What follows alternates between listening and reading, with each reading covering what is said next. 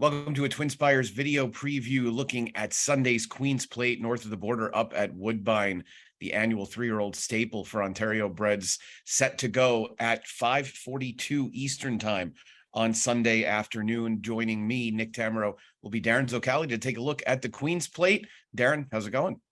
Good, man. Great card there at Woodbine on Sunday. A couple of stakes on the undercard. The King Edward, the Canadian, just a really solid card, and they got a great field of runners here. If you would have asked me after the Kentucky Derby, I would have thought that this would have been the spot for Messier, but he's been on the sidelines. So needless to say, we get 11 in this event and a very well-balanced, evenly matched group that I think you can probably go in several different directions.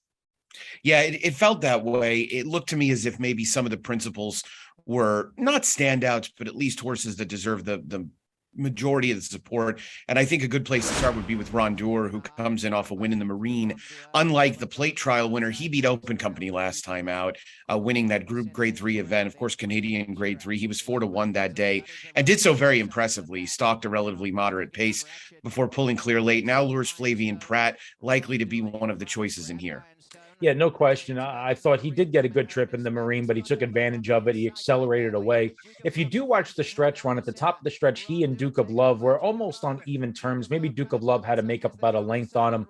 And at that point, Duke of Love was kind of bearing in a little bit, and the rider continuously had to kind of straighten him out. And he pretty much lost all momentum at that point. And Rondor kind of skipped away. So I think the margin of victory was a bit exacerbated by the fact that Duke of Love was acting a bit green in the stretch and kind of lugging in on him. Needless to say, Rondor ran great in that spot, and if he runs like that again, he could be potentially the most likely winner of the race. It is interesting, though. He is picking up Flavien Prat, but Hernandez does opt to stick with the filly, who, of course, was just supremely impressive in the Woodbine Oaks. That was where I was going to land next. You're talking about Moira, who comes in off a huge performance in the aforementioned Woodbine Oaks, winning by over 10 lengths, almost 11 lengths, absolutely just crushing the competition that day. We've seen fillies perform somewhat decently over the years in the Queen's Plate. You think Moira can end up to the task? I mean, if she duplicates that last race, certainly she is obviously a win contender. I don't necessarily know that she beat a great field in the Woodbine Oaks, though. The third place finisher was a Chad Brown runner who's still a maiden. The second place finisher, Sister Seagull, is a nice filly, and she actually came out of that race to win another minor stake in her subsequent start. She did decimate the field by nearly 11 lengths. Clearly, if you go back and you watch Moira's race on June 11th, that was a race that she needed. She was a little bit short in the stretch and still got the job done to win. She exploded last time out in the Woodbine Oaks. And I think she's going to get a favorable pace scenario once again. That's really going to play to her running style because there seems to be plenty of pace signed on. The 1.25 miles looks like it's going to be no problem for her. She certainly has the profile of a win candidate. One horse that I thought was potentially helped by both the pace and distance is the One Hall of Dreams for a Hall of Famer, Mark Casse, dual Hall of Famer, in fact, in Canada and in the United States, coming in off a runner-up finish in the plate trial. I thought this one was maybe a bit of a progressive type. I know it took him 6 races to break his maiden, but I do like the way he ran first time against winners. Looks like there could be some upside there. Yeah, I liked him a little bit. He's going to be on the bottom of my tickets as well. I thought he and Surfer Shore were on even terms. Now, Hall of Dreams had some trouble in that last race too. It got bumped at the top of the stretch, and Surfer Shore I thought had a much easier way of it. But Hall of Dreams and he were almost on even terms, and Surfer Shore kind of kicked away from him a little bit in the stretch. And in that race, Surfer Shore was 21-1. But I do think Hall of Dreams will be benefited by the additional bit of ground here. He's going to have some pace to run at, and at 12-1, he's a must-use on the bottom of the exotics for me. Yeah, I thought that made a lot of sense. You mentioned, of course, the winner of the plate trial, Surfer Shore, who looks like another one that's a win candidate for many reasons in here. That was an upset, though. That was a 21-1 win. If you missed the wedding, don't go to the funeral.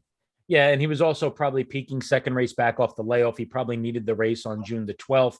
Certainly, can he move forward off that like some horses do? Absolutely. But it was his second race off the layoff, and he did run the best race of his life, second race off the layoff at 21-1. Have a hard time taking him at 8-1 against a stronger field today.